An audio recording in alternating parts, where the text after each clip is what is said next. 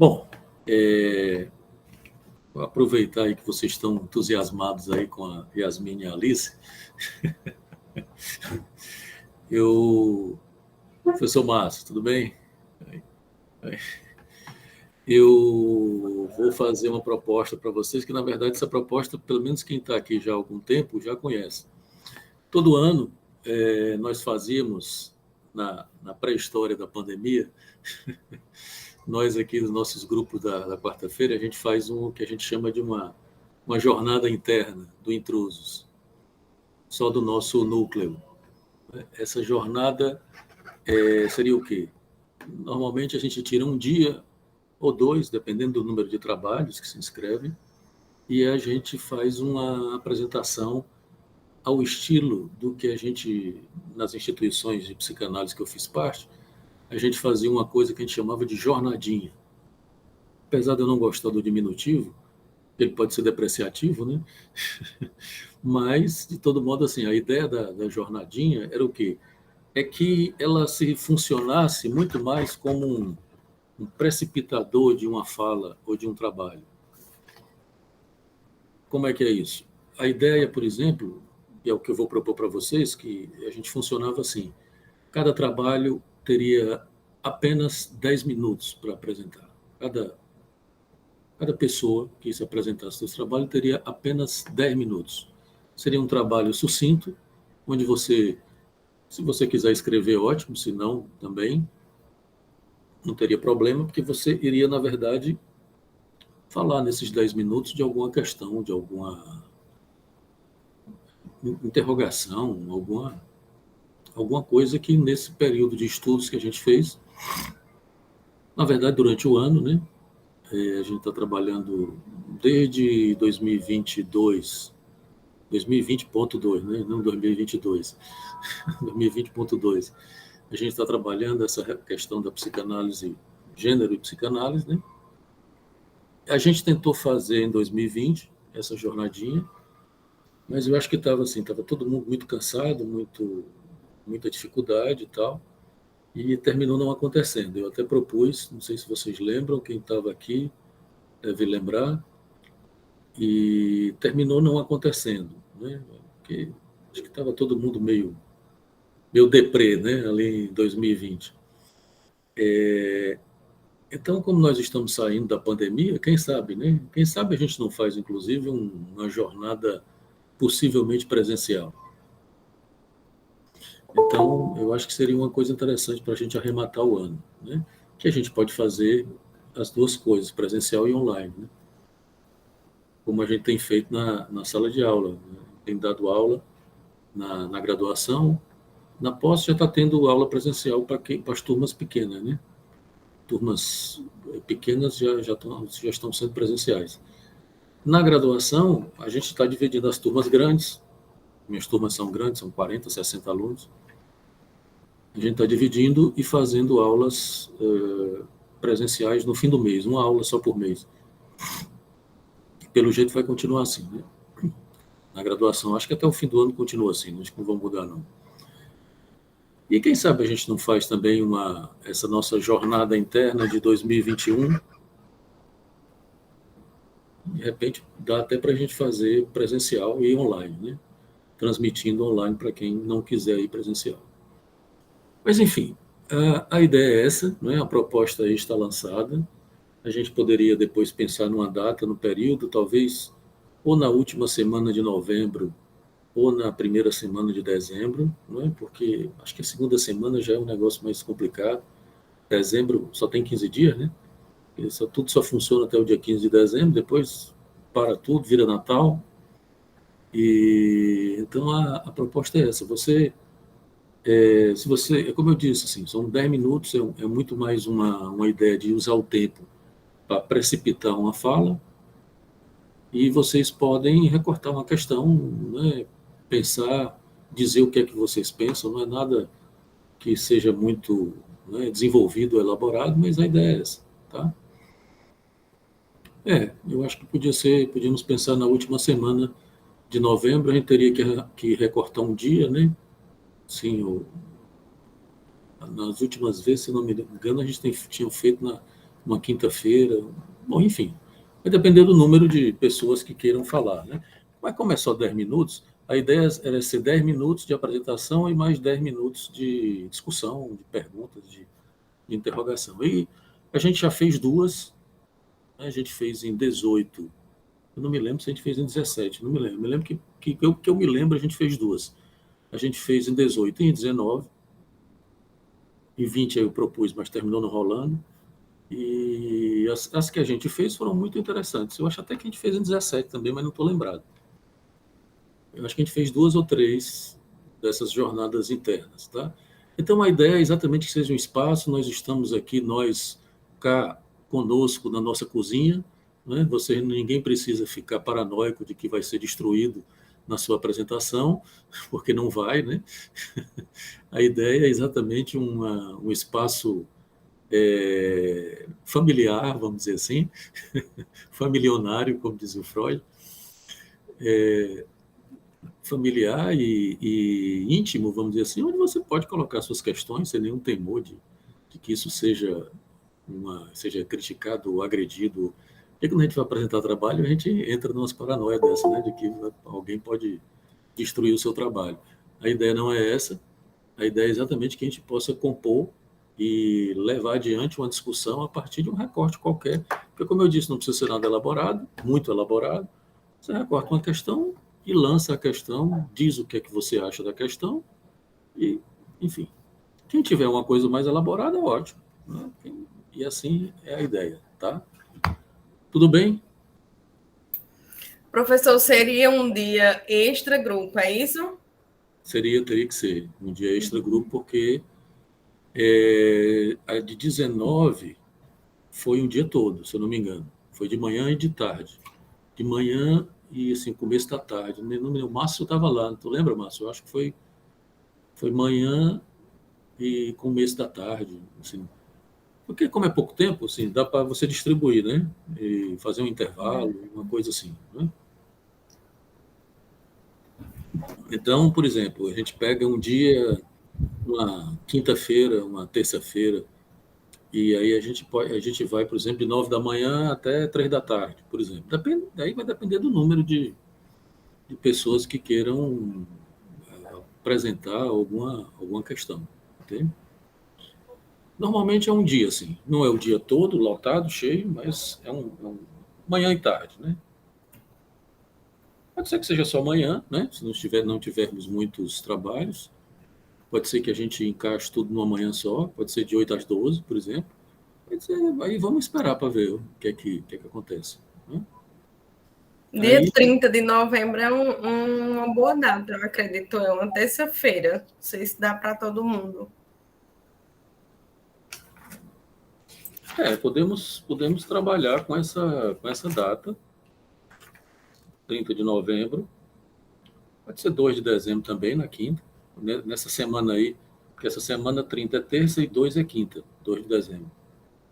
Pode ser ou 30 ou 2, vocês que a gente pode decidir depois, né? Tá certo? Então, a proposta está lançada. Léo, não pode ser na quarta-feira, não? Na última quarta, depois do encerramento do cronograma? Porque eu acho que seria mais Pode ser também. fácil de conciliar para todo mundo, né? Eu não sei. Para mim, por Pode exemplo, terça-feira é muito complicado de tarde. Acho que talvez quarta Quando é que seja a mais gente simples. termina?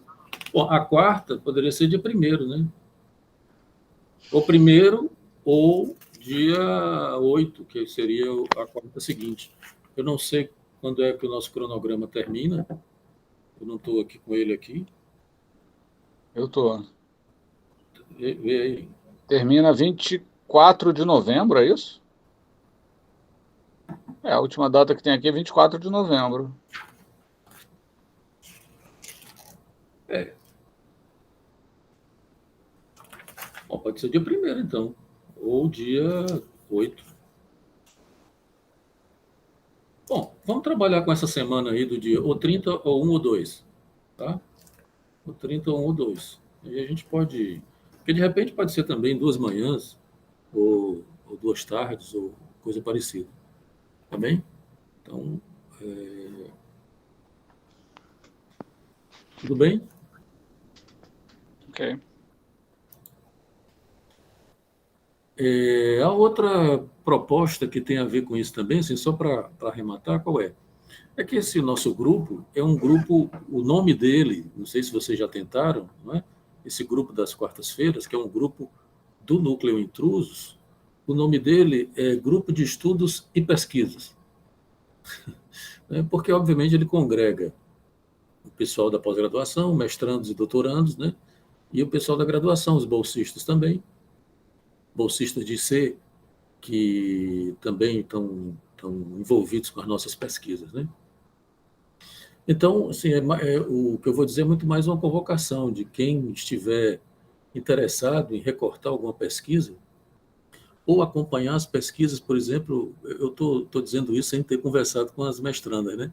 Mas aqui tem a Yasmin e a Léa, por exemplo, de repente pode ter alguém interessado que possa, inclusive, ajudar vocês nas pesquisas, né? A gente teve uma época que a gente já trabalhou assim, o pessoal da graduação, que a Camila também está aqui, não tinha visto a Camila. É alguém que queira, que se interesse pelo tema, de repente depois vocês podem falar um pouco das pesquisas de vocês de mestrado e quem sabe alguém não se interessa em trabalhar com vocês, ajudar aí na pesquisa e tal. Acho que é interessante para quem está na graduação aproveitar aí para tanto ajuda quem está no mestrado, doutorado, né? Como também você ganha uma certa experiência de pesquisa. Tá? Então, assim, só sugerir essa abertura. Nós tive um período, assim, acho que foi 16 ou foi 17, nós trabalhamos muito bem assim. Né? Pessoal, muita gente, pessoal da graduação trabalhando com o pessoal da pós-mestrado, ajudando na pesquisa e tal. Então é isso. Ou se você quiser recortar uma pesquisa sua, né, mas uma questão sua que você queira pesquisar, ou está fazendo TCC, isso é o pessoal da graduação, né, que queira recortar uma pesquisa qualquer, também eu acho que seria interessante a gente poder conversar ou tirar um espaço para conversar sobre essas possibilidades. Tá? Tudo bem? Então é isso. Vamos lá para o texto? Alguma dúvida, alguma proposta? Márcio, você que tem sempre propostas interessantes. Não provoca, Leonardo. Bom, então vamos lá. Eu achei o texto muito complicado. Eu também. Muito. Às vezes parecia literatura, meio poesia. Eu lembrei dos tempos que eu estudava Deleuze, que era uma maravilha, ninguém entendia nada, mas era tudo lindo. E aí eu anotei algumas coisas, das mais aberrantes, assim, né? Das mais mas a Cristeva, assim, quando eu li As Novas Doenças da Alma, eu tive muita dificuldade também. A escrita dela é muito metafórica demais, né? É muito e pouco sistemática. O que, assim, para quem é mais sistemático na leitura, no ensino, fica mais difícil, né? Eu acho também o texto dela achei complicado também. Você precisa meio que cavucar uma certa sistematicidade do texto, né? Ele é difícil, porque ele é muito metafórico demais e tal. Mas diga aí, Márcio. Pois é. Não, é assim, ela solta uns conceitos de vez em quando, não é um troço totalmente desamarrado, mas ele é muito abstrato, é muito poético mesmo, né? Eu acho que os franceses, né, sem querer ser, enfim, preconceituoso, mas tem um jeito francês de escrever que eu vou te contar, né? Mas tudo bem, encararemos. Eu anotei um monte de coisa. Na verdade, a primeira coisa que eu queria comentar é uma questão que está me encafifando aqui desde que a gente começou a trabalhar esse tema do objeto, né? E que me parece muito interessante, mas não vi ninguém tratar disso, né? Bom, primeiro essa história de que objeto é muita coisa, né? Pode ser um presidente da República e pode ser o que você faz no banheiro. Então, Que, aliás, são uma coisa, né? Às vezes são muito parecidos, inclusive, né? Mas assim, em relação a essa parte que a Cristeva trata mesmo, é em relação mais ao baixo corporal, né? Enfim, o famoso cocô, xixi e tudo mais, né? E outras abjeções que a gente produz. E aí me chama a atenção uma coisa muito curiosa, né? Que é assim, a gente tem muito mais tolerância com os nossos abjetos do que com os dos outros, né? A gente tem uma tolerância com o abjeto, né, produzido por nós, e que é muito maior do que a nossa tolerância, que é quase zero, né, com os odores e os suores, enfim, né, as abjeções que os outros produzem, né? Achei essa uma questão interessante, mas não vi ela sendo trabalhada.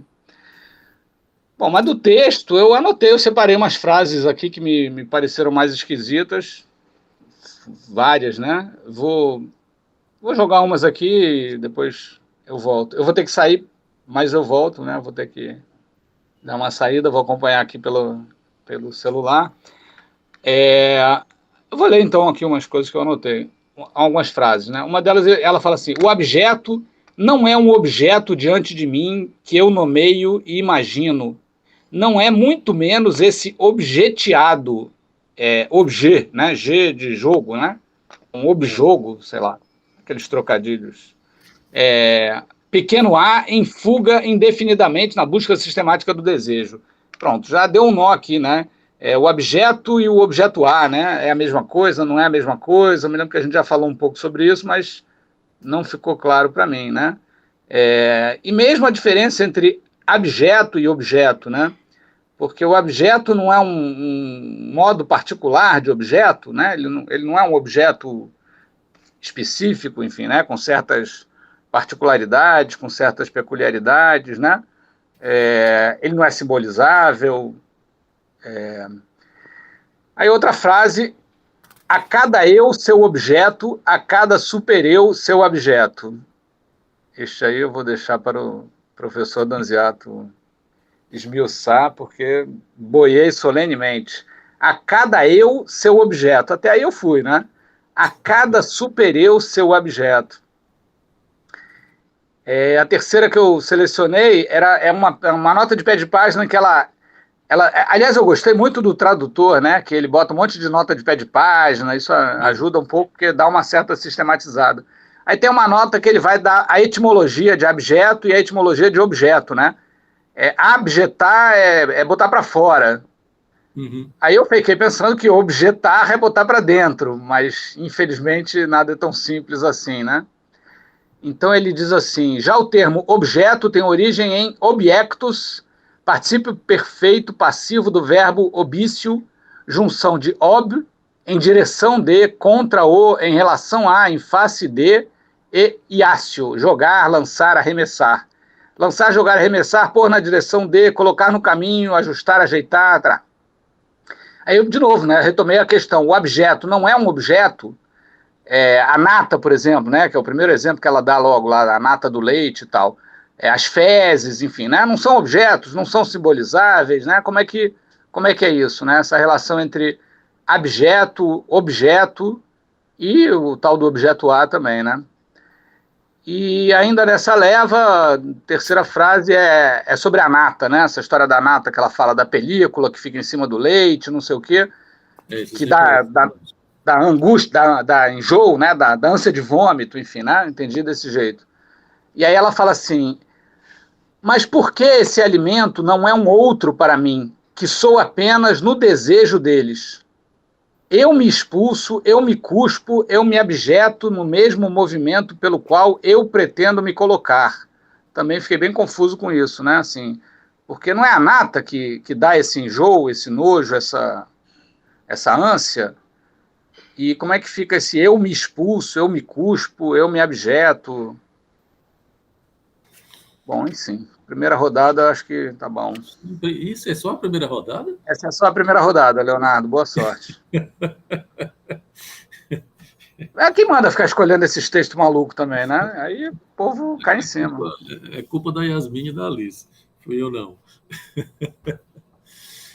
Rapaz, é o seguinte, eu acho que esse texto, eu achei ele também muito complicado, porque eu acho que ela está mexendo. Veja que é um texto de 1980, tá? Quer dizer, o Lacan estava vivo ainda. O Lacan morre em 81. E ela frequentava, né? A Cristélia frequentava os seminários do Lacan. Mas, às vezes, eu tenho a impressão de que, por exemplo, como é um texto de 80, tem algumas coisas que o Lacan avançou e que, às vezes, eu tenho a impressão de que ela não acompanhou, né, nessa discussão, ou pelo menos nesse texto aqui, porque talvez ainda não tivesse desenvolvido toda a discussão dessa finalização da obra do Lacan. Aí, veja que eu acho que ela está trabalhando com uma coisa muito estrutural, que é o processo de expulsão, não é, que a entrada no campo da linguagem produz para todos nós do ponto de vista da estrutura. O Freud falou disso. Freud tem um texto que eu recomendo para vocês, que eu já acho que até que já recomendei, que é a Negativa. E nesse texto Freud vai falar, por exemplo, que existe uma afirmação primordial, que ele chama de Beyahon original, que é a relação nossa originária com a linguagem, e que corresponde a essa Beyahon, que é uma afirmação, uma expulsão originária. Tem alguma coisa que que ele chama de Ausstoßung originária. São os termos que ele usa em alemão. O que é que isso quer dizer? De que quando a gente entra no campo da linguagem, o Lacan acompanha isso, mas depois eu vou para o Lacan. Alguma coisa fica de fora, alguma coisa é expulsa, é jogada fora. Uma coisa que você pode pensar que fica de fora é uma das primeiras coisas que ela fala aqui, né? Na primeira frase do texto há na abjeção uma dessas violentas e obscuras revoltas do ser. Veja que o ser em psicanálise é uma dessas coisas que são expulsas quando você entra no campo da linguagem. Quer dizer, a partir daí, essa pergunta, o que é que eu sou, ela sempre fica em aberto. O ser, inclusive, em Lacan, como você perde a possibilidade de ter um ser, como um ser natural, ontológico, que a psicanálise, obviamente, não acredita na ontologia, no essencialismo, no que for, né? Você vai ter que lidar apenas com o campo da linguagem para poder ter alguma significação do ser, né? Do seu ser, do que é que eu sou. Então, eu acho que ela está mexendo com esse primeiro momento, tanto é que mais na frente ela vai falar exatamente do recalque originário, né? Ela vai dizer isso, de que... Deixa eu ver qual é a página aqui que ela fala nisso. Lá na página 10, que ela começa a falar do recalque originário, né? Não sei se vocês já pensaram nisso, que diabo é o recalque originário, né? Porque em Freud, né? Falando em Freud, estou nem complicando, indo para o Lacan, não. Mas o recalque originário em Freud é um tempo anterior, obviamente anterior ao recalque secundário, mas que funda a possibilidade do recalque secundário. Quer dizer, o recalque originário é alguma coisa que deixa a coisa, que o Freud chamava de das Ding, né, ou a coisa, do lado de fora. Tem algo que fica de fora, por exemplo, do campo, na linguagem freudiana, né? Para não confundir com a linguagem lacaniana, na linguagem freudiana, que é alguma coisa que fica fora das inscrições psíquicas, que Freud chamava das Ding, ou a coisa. Quer dizer, essa coisa, por mais que ela tenha sido expulsa, porque como ela foi recalcada no recalque originário, não é a mesma coisa do recalque secundário, porque o recalque secundário é uma inscrição. Veja que no recalque originário, pelo menos é assim que o Lacan lê, você tem uma inscrição de um buraco. Quer dizer, é o momento em que você entra no campo da linguagem e você perde a coisa. O Lacan tirou isso do Hegel, inclusive, né, aquela famosa frase de que a palavra mata a coisa. Tem uma ressonância kantiana aí também, com a história da coisa em si kantiana, de que a gente nunca apreende a coisa em si, porque a gente sempre trabalha com o entendimento, as representações, o nome que vocês quiserem dar. Né? Então, essa coisa que fica de fora, ela precisa passar por um processo de expulsão. Né? O problema que a gente considera, inclusive do ponto de vista clínico, é que essa expulsão ela nem sempre é feita de uma maneira completa. O Lacan chamava isso de uma certa extração do objeto. Você tem que, a estrutura, ela tem que ter um buraco, ela tem que funcionar em torno, da mesma maneira que o corpo só funciona a partir de um vazio. Então, é preciso extrair um objeto da estrutura para deixar o buraco. O problema qual é? É que nem sempre essa extração ela é 100%. Quer dizer, resta algo aí. E veja bem, isso que resta é de uma dimensão real. Quer dizer, a coisa que fica de fora, ou o resto, como diz Lacan, ele sempre é de uma dimensão real e que pode, por exemplo, causar horror. Não é? Quer dizer, ou gozo. Que eu ia entrar pela questão do gozo, mas não estou querendo entrar agora.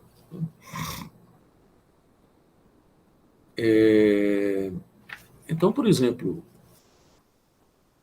essa força de atração e repulsão que ela coloca aqui no início é uma coisa muito interessante, porque veja que o sujeito, você pode ter uma certa atração pelo objeto, por se tornar objeto. Por exemplo, o sujeito, por exemplo, quando o sujeito se mata, no suicídio, a gente poderia dizer que é um encontro com o ser. Um encontro com o real, um encontro com o ser. Que não é boa pedida. Então, tem algumas coisas que foram expulsas da estrutura. Eu não estou querendo ir muito rápido com isso para não ficar muito complicado. Mas tem algumas coisas que foram expulsas da estrutura. A coisa, o ser, o próprio objeto A. Só que o objeto A, ele é um objeto, e aí tem uma das perguntas que o Márcio fez, né, que ele fez várias. O objeto A, ele é diferente por quê? E aí eu entendo o que ela está dizendo, que o objeto não é propriamente o objeto A. O objeto é um efeito de um retorno do real, pelo menos é como eu entendo, de um certo encontro com o real. Esse real que foi expulso. O objeto A, ele já é um nome de um buraco que tem borda. Não é? Quer dizer, quando você diz seio, fezes, olhai e voz, esses objetos, eles são as versões imaginárias do objeto A. Quer dizer, apesar de que o Lacan vai dizer, por exemplo, que o objeto A não tem imagem, né? Quer dizer, você não vê fezes na sua imagem. Você não vê voz e olhar propriamente, né? Não fazem parte da imagem do corpo. Mas aí o objeto A, ele já é um certo recorte, um certo nome, né, de um buraco que essa expulsão produziu. E veja bem, deixa eu dar uma explicação que eu posso talvez até ir por uma via que seja mais complicada, mas talvez fique mais claro. Quando Freud fala das 3 identificações, a primeira, a segunda, a terceira, né, a identificação por incorporação, a identificação ao traço e a identificação ao sintoma, são as 3 identificações freudianas, o que é que ele vai dizer? Ele vai dizer, e o Lacan vai reler essas identificações do Freud da seguinte maneira. A primeira identificação por incorporação, o que é? Você incorpora um vazio. Matar e comer o pai, que é a primeira identificação por incorporação, que é a identificação com o pai, implica você incorporar um vazio. Você precisa disso, inclusive, para poder ter um corpo. Porque o corpo, ele é uma borda em torno de um vazio. Obviamente, o corpo, inclusive, tem um buraco por onde entra. O Lacan diz isso, né? O corpo pode ser um toro recortado, que é como se fosse uma câmara de pneu que você corta e ela fica reta, né? Como se fosse um cano, né? Ela tem um buraco que entra e um buraco que sai, né? Por exemplo. Então, você precisa, primeiro, incorporar um vazio. Quando você incorpora esse vazio, você expulsa um monte de coisa, né? Você expulsa uma certa condição real do corpo. Lembrem do que eu falei, acho que num encontro anterior, da ideia de corpsificação. Inclusive, ela fala do cadáver, né? Aqui. O cadáver como sendo um objeto. Veja bem, vamos tomar o cadáver. Quando Lacan diz, nós carregamos um cadáver, é uma frase terrível que nos causa horror e abjeção, né? E angústia e náusea, ou o que for. Mas veja bem, é a mais pura verdade. Entretanto, seria insuportável eu viver se eu não tivesse feito isso que Lacan chama de corpsificação. Lembre-se que corpsificação é uma brincadeira que Lacan faz entre corps, em francês, que é corpo, e o corpse, em inglês, que é cadáver. Nós precisamos transformar o nosso corpo real num corpse, que ao mesmo tempo é corpo e cadáver. Se você tiver a toda hora se lembrando que o seu corpo é um cadáver ambulante, que é interessante a história do zumbi, né? Porque não lembra isso, né? A figura do zumbi é isso, né? O zumbi, na verdade, ele perde a morte, né? Ele é um vivo sem morte. Não é que ele é um morto-vivo, ele é um vivo sem morte. Muito curioso isso. Mas, enfim, veja que o cadáver, nós precisamos esvaziar o cadáver de um gozo que ele nos produz, que inclusive é um gozo com abjeção. Que é esse esvaziamento, a corpsificação, é exatamente a incorporação da linguagem e a transformação do corpo num cadáver. Porque o cadáver, ele vai, inclusive, se tornar, ele tem um caráter simbólico, né? Vai ser enterrado, tem todo um... Né? Não é a carniça. A gente não deixa... Nesse texto, Lacan vai falar da sepultura, né? De como a sepultura, os antropólogos descobriram a dimensão simbólica da espécie humana quando começaram a encontrar sepulturas. Né? Porque as sepulturas, elas estavam lá, os corpos com os objetos de gozo do sujeito. Né? O sujeito era enterrado com os seus objetos. Nenhum outro animal faz isso. Não tem sepultura, né, dos animais, dos outros animais. O que mostra o caráter simbólico do nosso corpo, do nosso cadáver. Então, veja bem, a gente expulsa o cadáver pela corpsificação. Mas nós não conseguimos fazer isso 100%. A gente está toda hora sendo... Porque isso é da dimensão do corpo real, né? A gente está toda hora não, porque não é boa, né? Mas vez por outra a gente se depara com o nosso corpo real. Seja no adoecimento, seja Porque, por exemplo, quando você... Isso que o Márcio falou, né? Nossa tolerância com os nossos excrementos. Veja que os nossos excrementos, eles estão todos ritualizados. É bom que estejam. Eles foram corpsificados. Quer dizer, quando você vai fazer cocô, para usar o mais nojento, não é? Quando você vai fazer cocô, você tem um ritual simbólico, um lugar específico para fazer. Né? Você não sai como o cachorro vira-lata fazendo cocô no meio da rua. Não é? Quer dizer, essa ritualização, como é o enterro, essa ritualização simbólica faz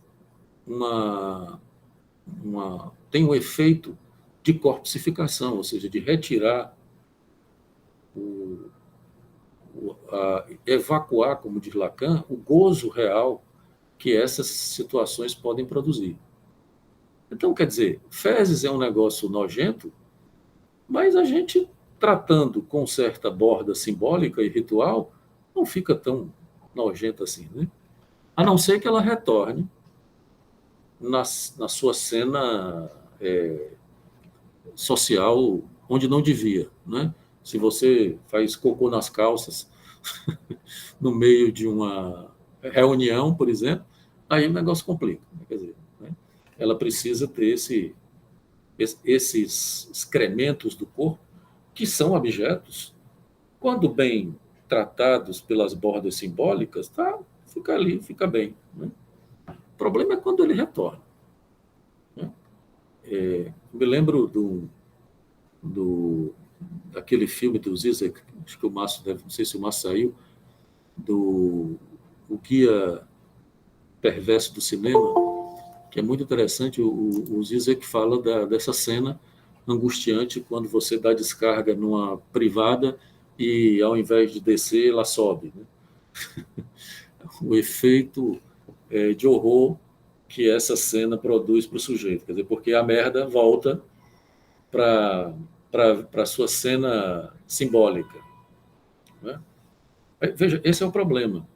A gente pode até tratar bem a merda, tratar bem os excrementos, tratar bem o corpo, mas a gente não consegue se livrar deles.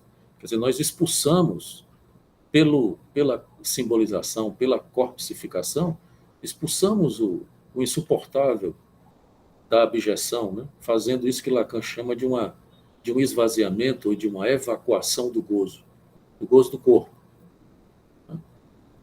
Mas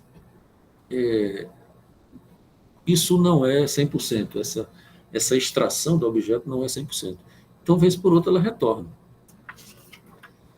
Então, eu acho que, para voltar aqui às questões, eu acho até que o Márcio saiu, né? Não estou vendo ele aqui, as questões que o Márcio colocou, eu acho que ela está falando desse processo, e acho que é por isso que o texto é complicado, ela está falando desse processo originário de expulsão. Né? Eu acho que ela está situando a abjeção nesse processo originário de expulsão, do que é que a gente expulsa da estrutura, né? E que é muito parecido com o que Lacan chama do objeto A, né?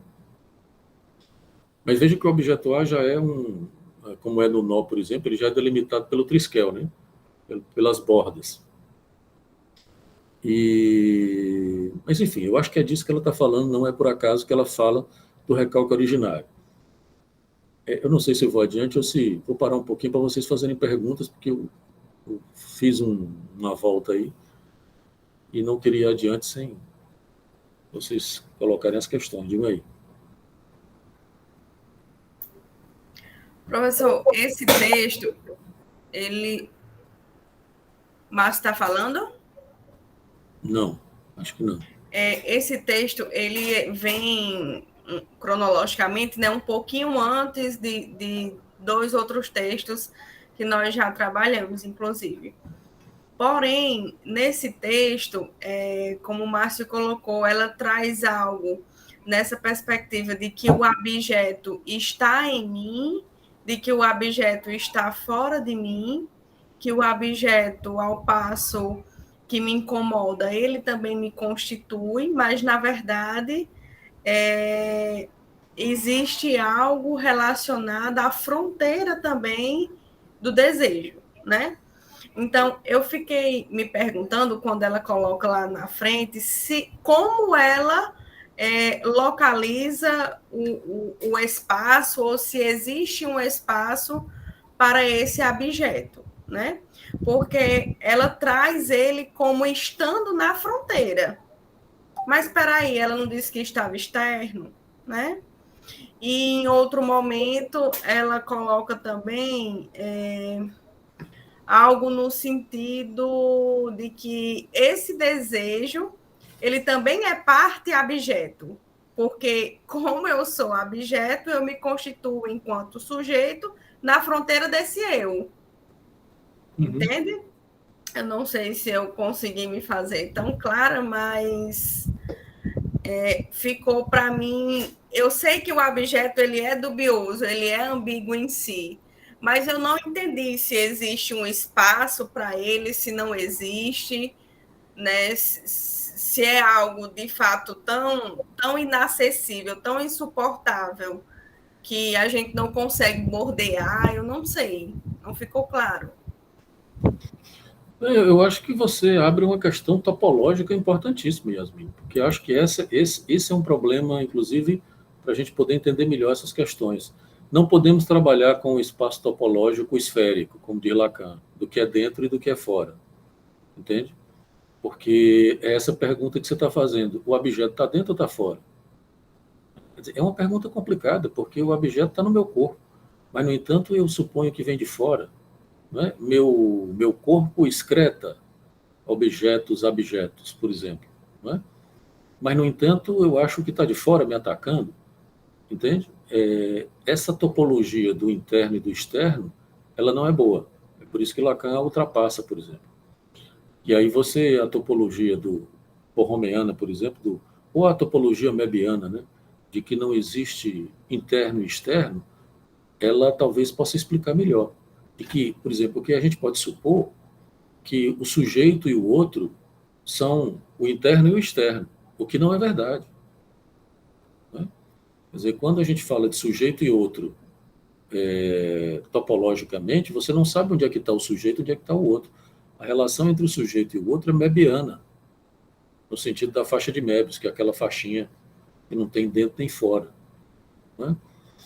É claro que a nossa relação com o corpo e com o outro, ela também, o Lacan diz isso no Seminário 11, né? O nosso corpo é uma montagem surreal.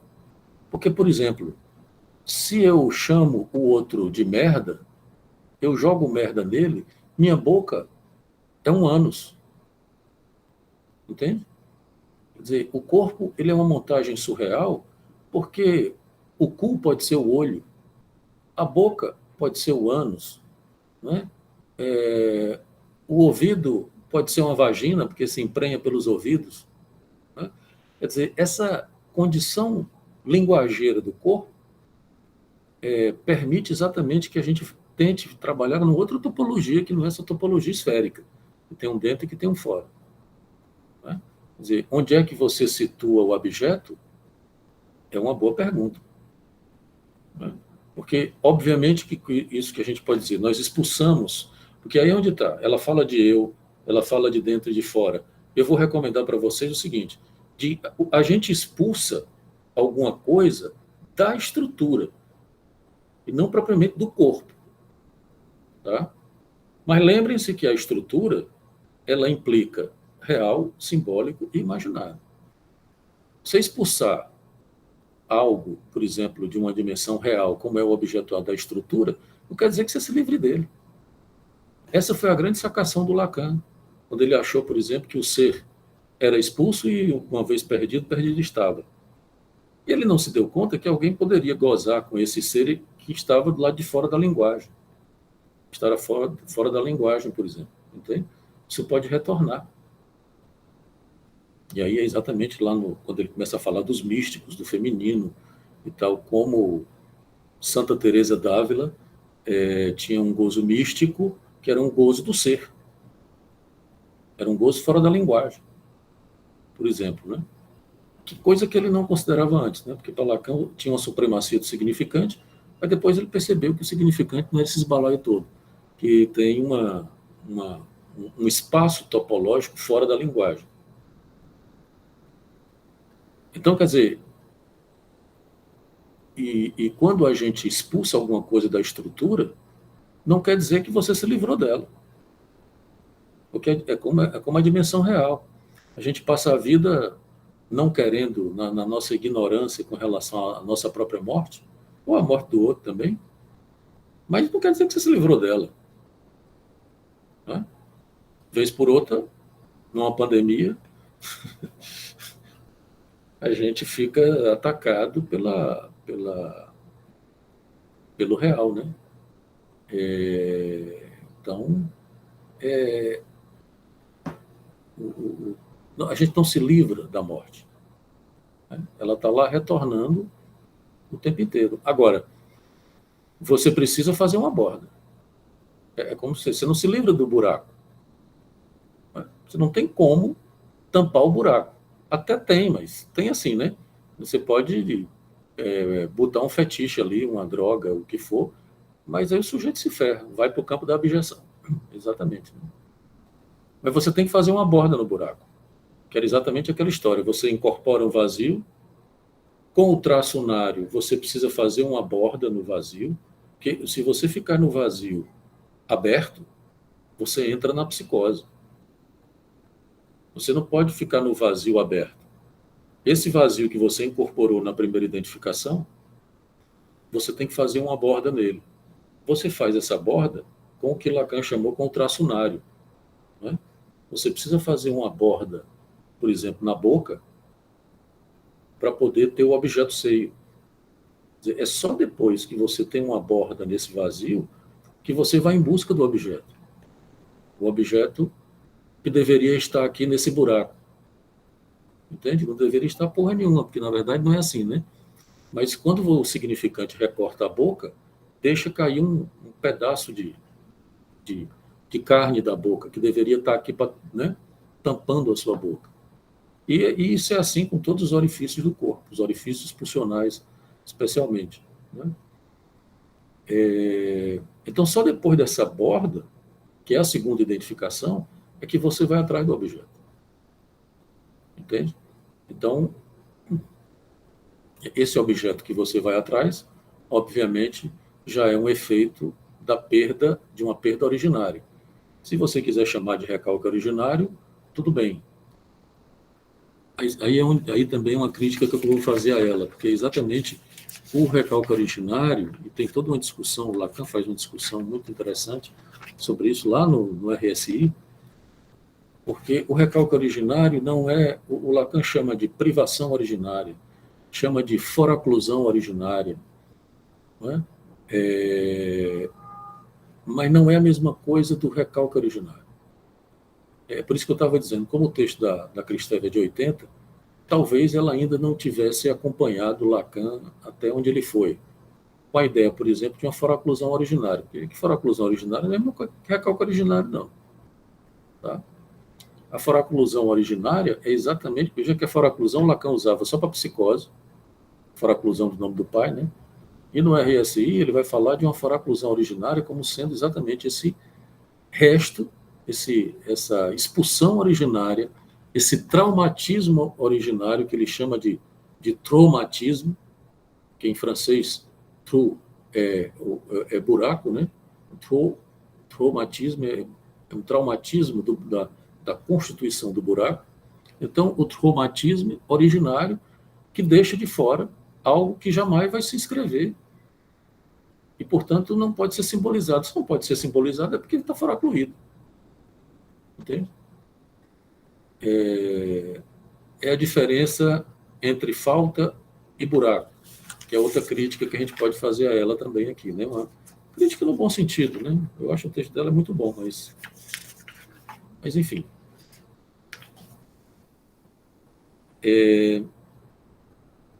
Então, veja bem, só para concluir essa pergunta topológica aí da Yasmin, o real, ou que é expulso da estrutura, ela permanece na estrutura como uma borda, como uma corda, como diz Lacan.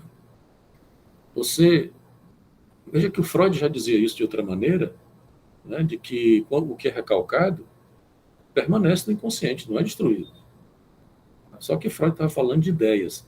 Aqui a gente não está falando propriamente de ideias, né, de representações ou de significantes. Nós estamos falando e aí nisso ela tem razão, que não sei se vocês sacaram isso, ela vai para um tempo, ela mesmo diz isso, né, é um tempo anterior, é um tempo de fundação da estrutura. Tem um momento que ela diz isso, né, deixa eu ver se eu encontro aqui. É um tempo anterior ao eu, anterior ao recalque, anterior ao inconsciente. É um tempo muito precoce, que é o tempo da fundação da estrutura. A estrutura é fundada por uma expulsão originária. Se vocês quiserem com Freud chamar expulsão, austossum, expulsão originária. Se quiserem com Lacan chamar de foraclusão originária, vá lá o recalque originário, apesar de que a gente teria que discutir um pouco sobre isso, mas para não complicar. Né? Quer dizer, por que será que todo mundo, Freud, Lacan e Companhia Limitada, partem disso, de que tem um traumatismo originário, né? Uma perda originária da estrutura. Não é? Quer dizer, é muito curioso que seja assim, porque exatamente a estrutura só funciona se tiver um buraco. O que é que foi esburacado? Né? O que é que ficou de fora? Tem alguma coisa que fica de fora. Só que a grande sacação do Lacan é que esse ficar de fora não quer dizer que não tenha consequências. A grande vantagem do objeto A é isso, porque a discussão sobre psicanálise e ciência, né? Por que a psicanálise não se encaixa na lógica científica? Porque o objeto da psicanálise não existe. O objeto A, enquanto tal, ele não existe. Ele é apenas uma letra que nomeia um buraco. Mas veja bem, o fato dele ser uma inexistência não quer dizer que ele não tenha consequências. Entende? Quer dizer, esse buraco tem uma série de consequências para o sujeito. Então, não é possível você observar o objeto A na clínica, entende? Empiricamente, para seguir o modelo científico, entende? Porque o objeto A simplesmente não existe. Mas você observa na clínica os efeitos desse buraco para o sujeito. Muito nitidamente, muito objetivamente, muito observavelmente, vamos dizer assim. Entende? Então, quer dizer, o que é expulso não é destruído. Fica da mesma maneira que o ser. Né? Quer dizer, o ser volta para Lacan, inclusive, o Lacan, no primeiro momento, ele diz o ser é expulso e fica perdido. Então, a discussão dele lá no texto da significação do falo, né? É por isso que eu não posso ter certeza absoluta se eu sou homem ou sou mulher. Ser homem ou ser mulher, para voltar à nossa discussão aqui, né, do gênero, não é possível você ter a garantia natural, não é, absoluta, de que eu sou homem ou sou mulher, por exemplo. Como você perde o ser, você não é nada. Não tem ser nenhum. O que vai dar alguma condição ôntica ao sujeito é a relação com o falo. Isso lá na significação com o falo. Né? Então, esse ser perdido, uma vez perdido, ficava de fora e não tinha muitas consequências. O que o Lacan sacou da significação do falo para o seminário 20, por exemplo, é que esse ser que ficava de fora, ele retornava na forma de gozo. Não é? Quer dizer, quando você tem uma experiência de gozo, que é uma experiência corpórea, isso pode dar para o sujeito uma experiência, como é a experiência mística, pode dar uma relação direta do gozo com a verdade. Não é por acaso que a religião é tão competente. Não é por acaso que o Lacan vai dizer que a verdade é uma questão religiosa. Não é? A experiência de gozo que a religião, de êxtase, por exemplo, que a religião possibilita em determinados rituais e tal. Então, o ser volta para Lacan como um tipo de gozo. Só que é um tipo de gozo que faz um tipo de apagamento do sujeito, de destruição do sujeito. Entende? Isso, quer dizer, o ser sujeito em psicanálise não é a mesma coisa que ser. Pelo contrário, existe uma certa oposição entre o ser ou o sujeito. O Lacan tem uma frase no Seminário 15 que é muito interessante, que ele muda mais uma das alterações que ele faz ao cógito cartesiano. Né? Quer dizer, não é mais penso, logo sou. O Lacan modifica e diz assim, o analisante chega na análise com o seguinte cógito, ou eu não penso, ou eu não sou. O pensamento não garante o ser, é o contrário. Se você pensa, você não é. Você fica sabendo que não tem ser. Se você é, no sentido do ser, você goza e não pensa. Ou eu não penso, ou eu não sou. Portanto, pensamento e ser, o Descartes estava errado por causa disso, porque o ser é um gozo que impede o pensamento. E se você pensa, você se depara com o vazio do ser. Então, não são...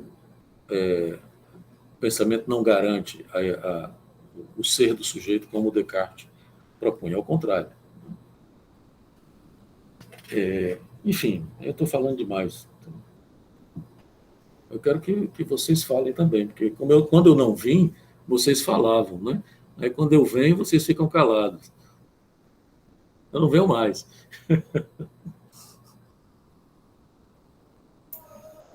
Tem uma parte também, professor, que ela coloca o abjeto e a abjeção como salvaguardando a cultura, né? Eu não sei se ela, não sei se até comunga um pouco com o pensamento do Agamben, quando ele vem trazer a politização dos corpos enquanto defesa da existência desse corpo, né? Não sei, eu entendi essa colocação dela como se esse desenvolvimento da abjeção fosse uma defesa, né, nesse ato de existir. Ela até coloca faz um trocadilho, né?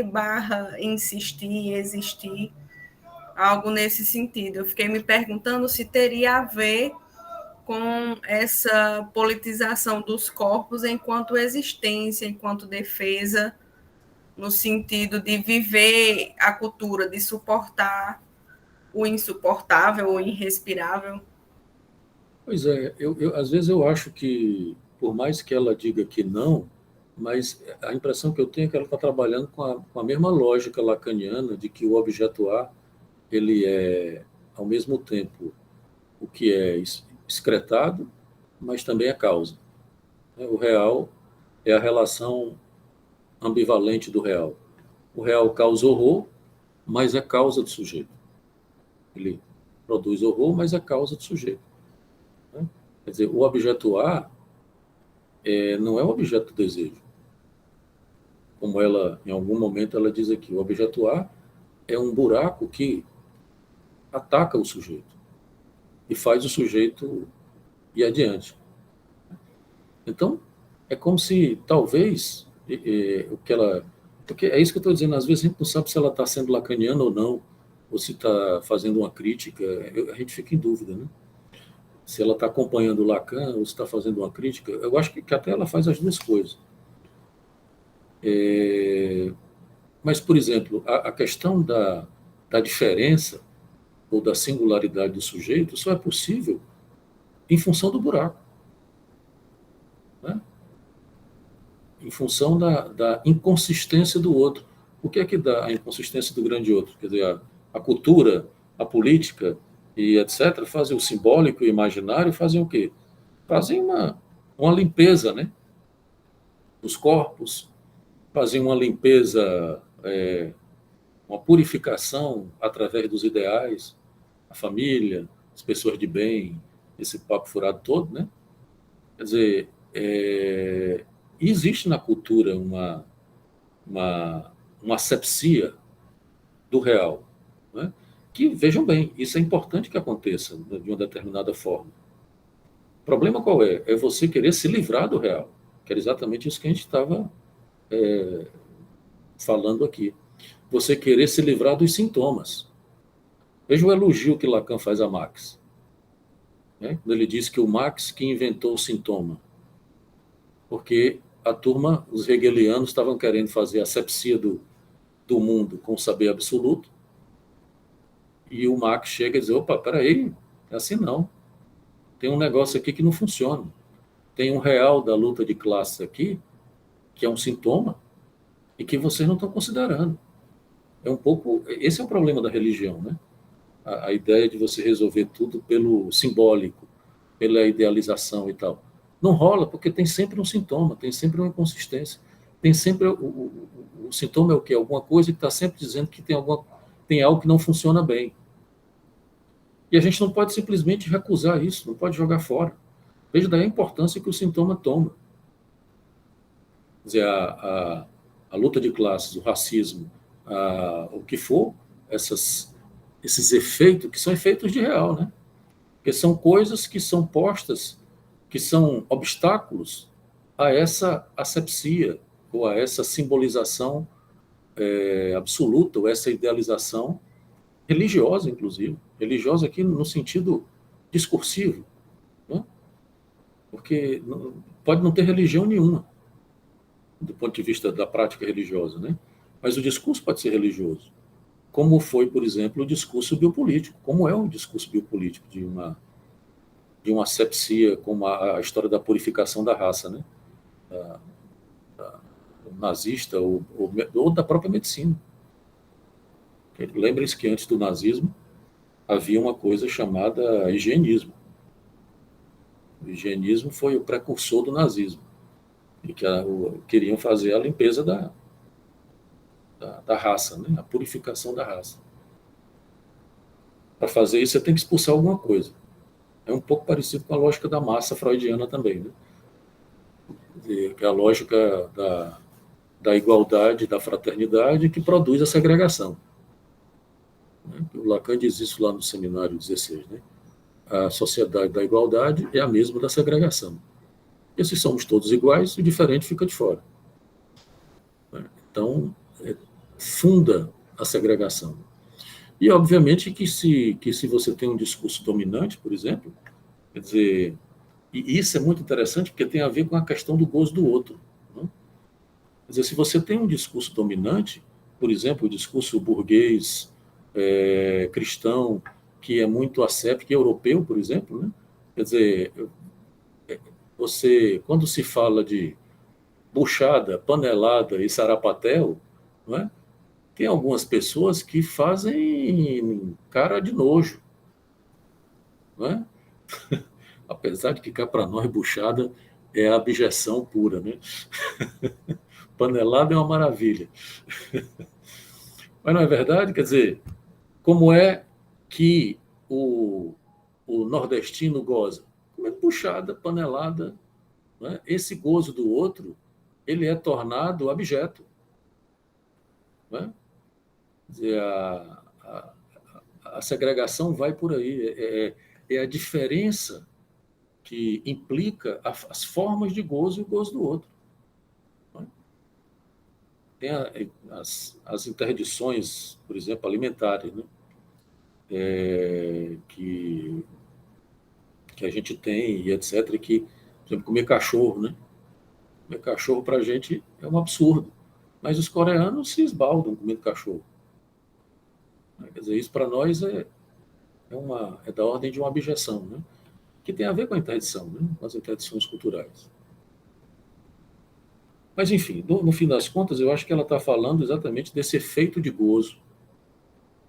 Foi como eu entendi, não estou propondo que é isso e acabou, como eu entendi, porque, como eu disse para vocês, a minha leitura da Cristeva é muito limitada, mas o que eu entendi é que o abjeto ele tem a ver com esse efeito de gozo diante de um encontro com o real excrementício.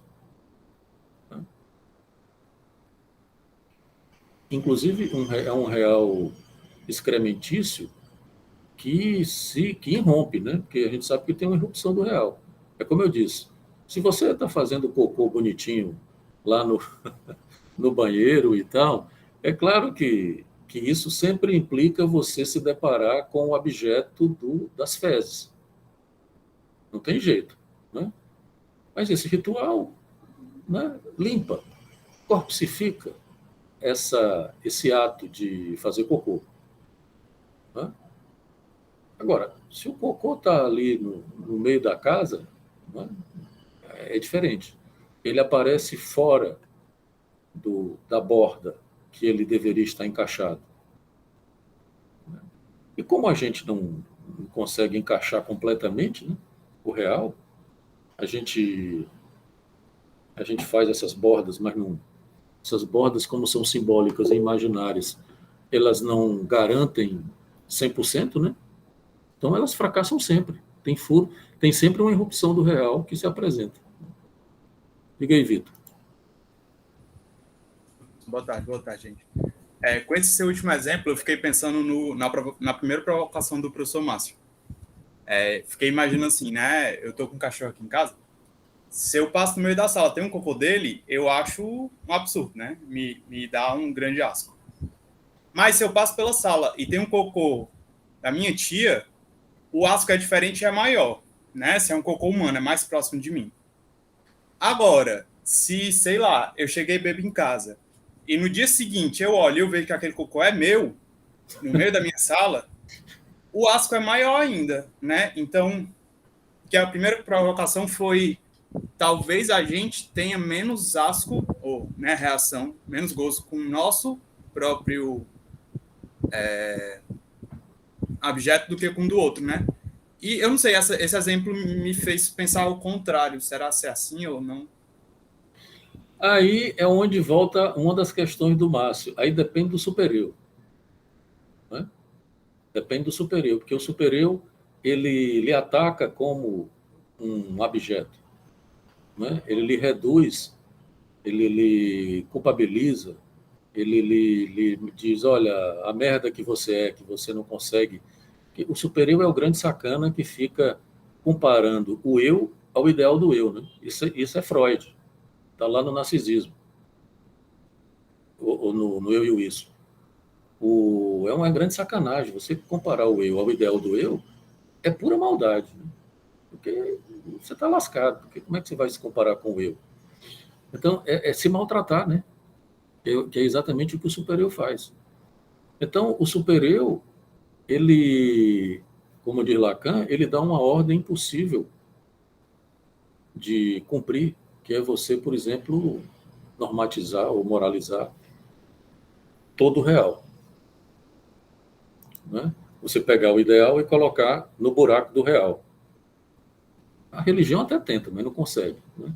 Os discursos tentam de uma certa maneira, mas não consegue. Porque o ideal não tampa o buraco do real. É o isão do Lacan, né? O ideal, o isão, o I maiúsculo, né? Do Lacan. Que não é o I do imaginário, é o I do ideal, que está lá. Não rola. Então, o eu ele tem essa condição narcísica e o supereu ele está sempre atacando o sujeito. Então, quer dizer, se você tem um supereu muito ferrenho, muito obsessivo, e é curioso, o obsessivo é uma figura muito interessante para falar disso, né? De como o obsessivo é exatamente aquela figura que está ao mesmo tempo muito limpo, mas muito próximo dos excrementos. Porque é quem vê excremento em tudo, né? Quer dizer, o obsessivo ele se maltrata porque ele quer ser limpo, né? Não por acaso tem sintomas anais, né? O obsessivo. Essa coisa do cocô, prisão de ventre, e não sei o que, essa relação com os excrementos do corpo e com os excrementos do mundo, né? do real, é ao mesmo tempo essa ambivalência que ela está falando aqui, é ao mesmo tempo repulsivo e atrativo para o obsessivo. Deixa eu contar essa cena, que essa cena é muito engraçada, viu, Márcio? Só um minuto, Márcio. Que é muito tempo atrás, uma estagiária, que era até a Camila que fez doutorado, que terminou o doutorado agora. A Camila atendeu um cara no SPA, na época que a Camila era minha estagiária, isso é 1927. Um rapaz no SPA. E era assim um obsessivo muito interessante, assim, primeira linha. Primeira coisa que ele entrava no terminal e sentia vontade de fazer cocô. E é muito curioso que era exatamente o significante terminal. Terminal como significante, não como o espaço. E aí esse cara fez e ele tinha essa coisa obsessiva. Aí ele fez uma viagem, foi para esses lugares que tem essas falésias e tem aquelas... E ele encontrou uma piscina de lama. Não sei se vocês já viram nessas falésias, tipo Praia das Fontes, Morro Branco e tal. E esse rapaz pulou na piscina de lama e começou a cantar uma música que na época, eu não sei se vocês conhecem, e a música dizia assim, eu tô atoladinho. Não sei se vocês conhecem essa música, porque isso deve ser da década de 90, talvez, eu não me lembro de quando era. Quer dizer, essa cena é genial, porque é o obsessivo na sua maior felicidade, no meio da merda, atoladinho, né, nos seus próprios excrementos. É tudo que o obsessivo quer, né? Mas, no entanto, estou ficando atoladinho, exatamente. Porque é muito curioso isso, quer dizer, a fantasia do obsessivo é um pouco essa, né? Ele se confundir com esses excrementos que são os dele, né? E ao mesmo tempo tem um super-eu barra pesadíssimo que está a toda hora, né, atacando o obsessivo exatamente por isso, porque ele não é limpo o suficiente, né? É o cara mais limpo da paróquia, né? Mas, no entanto, tem uma sujeirinha que o super-eu cai matando. Então, quer dizer, e aí a pergunta do Márcio sobre o super-eu, né? O super-eu, ele deprecia o sujeito, né? Ele coloca o sujeito numa condição abjeta, né? Diga aí, Márcio. Vamos lá. Bom, primeiro eu queria trazer um significante que tem no texto, né? Que é o termo em francês para limpo, que é propre, que é muito interessante, né? Que é próprio, né? Assim, é apropriado, né? É basicamente fazer cocô no lugar certo, né? Quer dizer, o cocô nunca vai ser limpo, mas você pelo menos pode dar um tratamento para ele, né? Você pode, pelo menos, não despejá-lo na sua sala, né? Outra coisa que eu queria comentar é esse tal desse superego, né? E eu me lembro do melhor texto do Freud de todos, lógico, né? Que é um texto de 3 páginas e meia, que se chama justamente Humor, em que ele fala de um superego benevolente, né? É a única parte em toda a obra em que o Freud fala, esse superego aí também não é esse mau caráter todo que vocês imaginam, né? Ele permite que você tenha certo humor. E eu acho que esse exemplo do obsessivo cantando atoladinho tem a ver com isso, né? Ou com você mesmo encontrando, né? Enfim, o Vitor lá, que exemplo, belíssimo exemplo, né? O Vitor acordando de ressaca, encontrando aquela obra de arte na sala dele, ele pode realmente se desesperar e falar, meu Deus, e ele pode dar uma risadinha e falar, olha a merda que eu fiz, né? Então, eu acho muito interessante essa ideia de um superego não propriamente bonzinho, gente boa, não, mas minimamente benevolente, né? Quer dizer, o humor é o momento em que o superego dá uma trégua pra gente, né? Permite que de alguma maneira a gente não se afogue na merda, né? Ou, pelo menos, se afogar, pelo menos possa, né, cantar aí uma musiquinha, enfim, né? Ficar um pouco mais alegre e não sucumbir. Eu acho que esse é o problema do obsessivo, né? Na maioria das vezes ele realmente não consegue, né? Ele não consegue achar graça nenhuma. Ele morre seco, né? Morre muito sério. Léo, sobre o texto, marquei aqui algumas outras coisas também, eu queria pelo menos jogar 2 aqui para continuar essa conversa. Uma hora ela fala do jogado, né? O jogado... GT, né? O GT, né? Aquele pelo qual o objeto existe é, pois, um jogado que se coloca, se separa, se situa e, portanto, erra, ao invés de se reconhecer, de desejar, de pertencer. Eu entendi que tem um jeito de ser em que você deseja, que seria um jeito, enfim, sei lá, legal, correto, não sei, enfim. E um jeito largado, né? Um jeito jogado, que seria um jeito abjeto.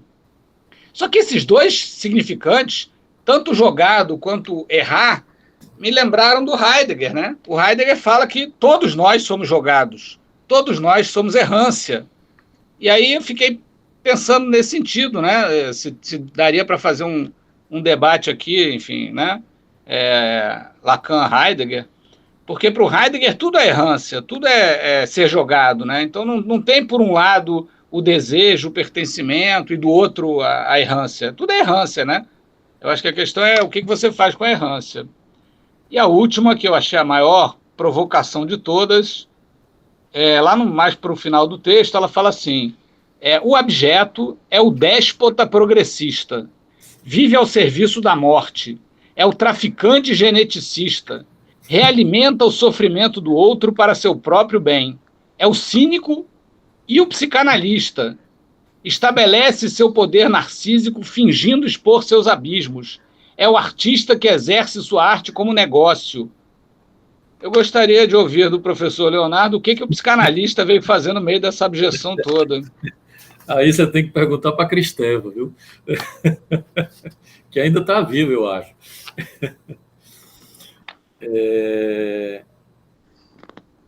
Rapaz,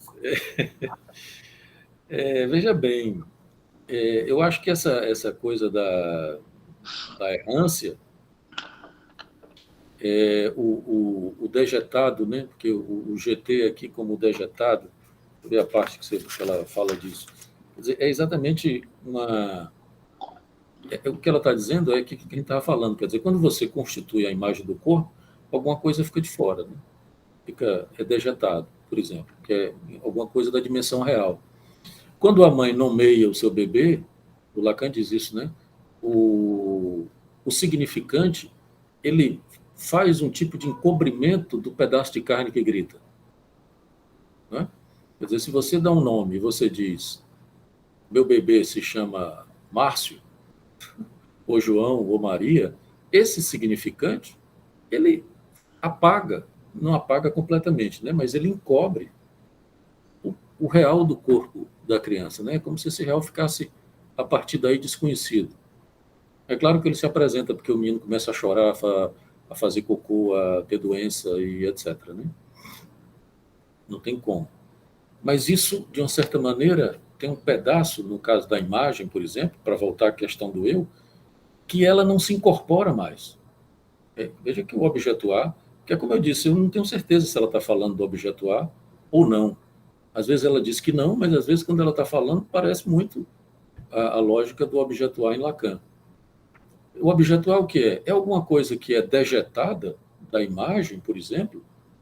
A primeira vez que o Lacan fala disso é exatamente no campo do espelho, né? A relação do sujeito com o espelho, e que não se incorpora mais à imagem. Entretanto, e tem uma coisa interessante também no texto, que ela diz isso, né? O objeto como aquilo, você não cessa de se separar. Ora, se você não cessa de separar, é porque você não consegue separar. Não é? Você está toda hora tendo que operar uma separação. E aí volta a questão da Yasmine, quer dizer, é um dentro-fora que é dentro e fora ao mesmo tempo. Não é? E você separa, mas não separa. Você tem que estar toda hora, a cada vez que você vai fazer cocô, você tem que fazer uma separação, por exemplo. Não é? Um ritual e tal. Então, o termo errância, minha leitura de Heidegger é zero, eu não sei como é que ele trata isso, mas a ideia de errância em Lacan, ela é complicada porque ela implicaria que o sujeito precisa de alguma amarração, de alguma consistência. Ele não pode ficar a consistência, obviamente, ela não não paralisa o sujeito, né? Não amarra o sujeito, não prende, não cura da errância. Mas o sujeito não pode ficar na errância. Ele, sob pena, por exemplo, dele entrar numa coisa que é muito mais da ordem da psicose. A errância seria algo, em Lacan, muito mais do campo da psicose. Né? E que o sujeito precisaria de alguma consistência para não cair na errância. Entende? Então, eu não sei, essa história do psicanalista, eu estou tentando encontrar aqui onde é que ela diz isso, dizer qual é a página, Márcio. Tem uma coisa interessante sobre o narcisismo aqui que a gente não falou muito, que é um ponto interessante, né? Talvez a gente possa voltar. Eu não sei o que é que ela está querendo dizer com isso, mas porque você dizer que o analista... É um tópico que chama perverso ou artístico. Página 14.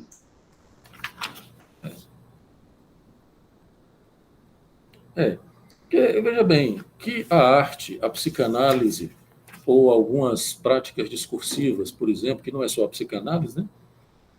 que elas, de alguma maneira, reapresentem o objeto, ou o objeto, causa do desejo, né? É razoável que seja assim.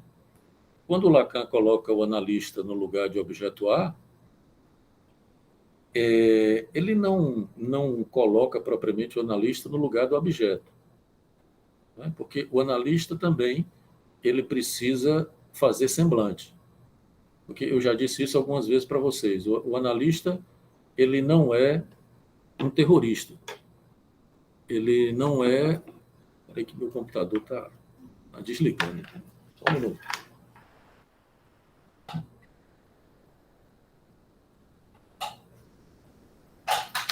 O analista não é um cara que está jogando o real, não é um super-eu, por exemplo, né? Que está jogando... O analista não faz aliança com o super-eu, que fica jogando o real na cara do sujeito, como é o terrorista. O terrorista é filhote do super-eu. Né? O analista, porque o terrorista tem um super-eu delirante e feroz, né? Ao ponto de levá-lo à morte. Ele se dejeta, o terrorista, né? Ele se explode. Portanto, e a psicanálise nunca propôs.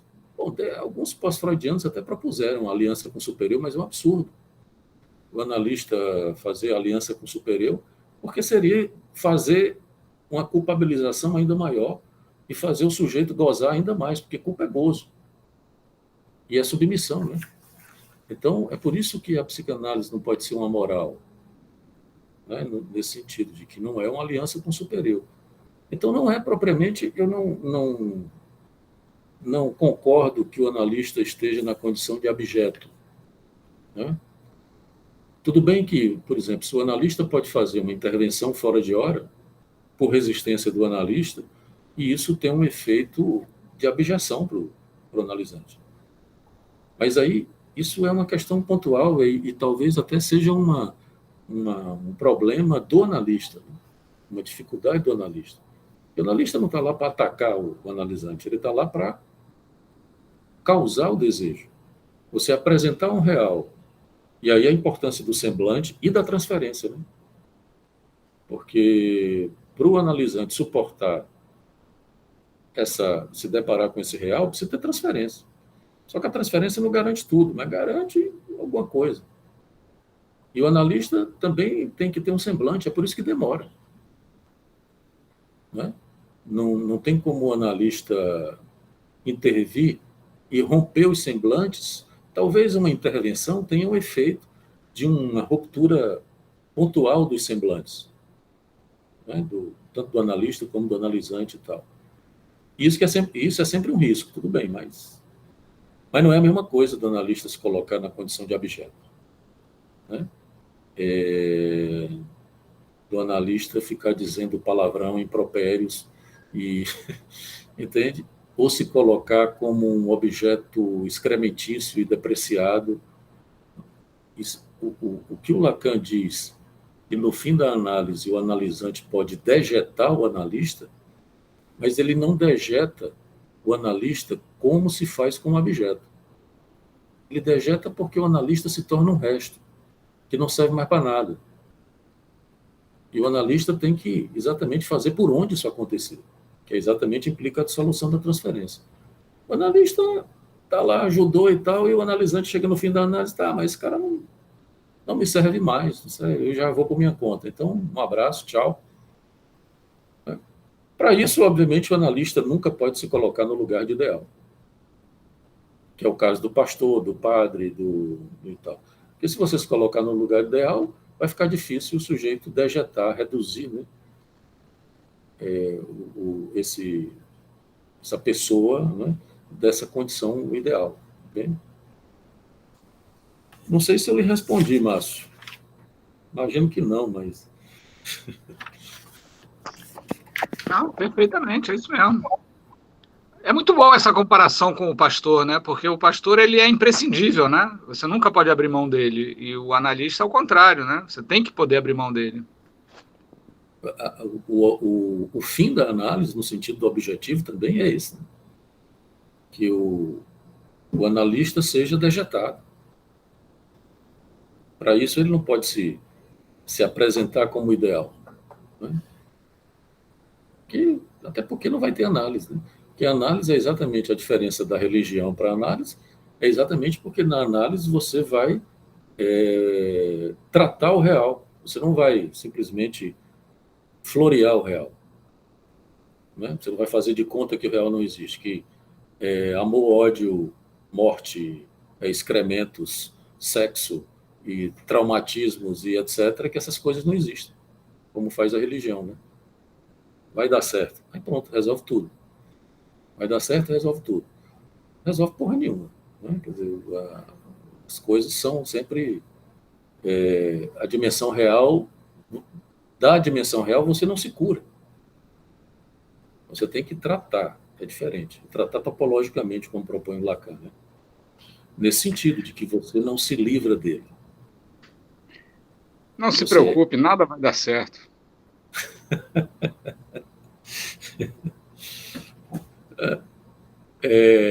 Menos a nossa jornada, que tem que dar certo.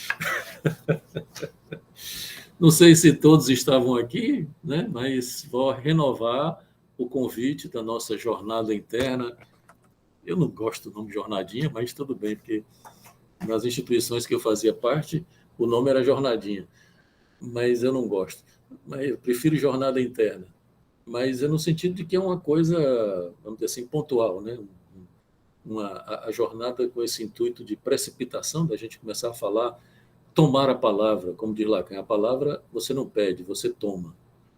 Então, vamos tomar a palavra e falar questões sobre o nosso tema, né? Que é gênero e psicanálise, ou objeção, né? Porque pode ser as temáticas dos semestres. Esse é o terceiro semestre com a mesma temática, né? Com a mesma temática, sim, né? Gênero e psicanálise. A gente foi delimitando a temática de acordo com o semestre, né? Então, por exemplo, a gente não falou da abjeção, pelo menos não diretamente, no semestre passado. E aí vocês escolhem uma temática. A gente poderia... Depois a gente conversa, né, Yasmine? A gente pode definir aí uma data, tá? Mas vocês também podem sugerir lá no Zap. Tudo bem? Então tá, deixa eu parar aqui a gravação.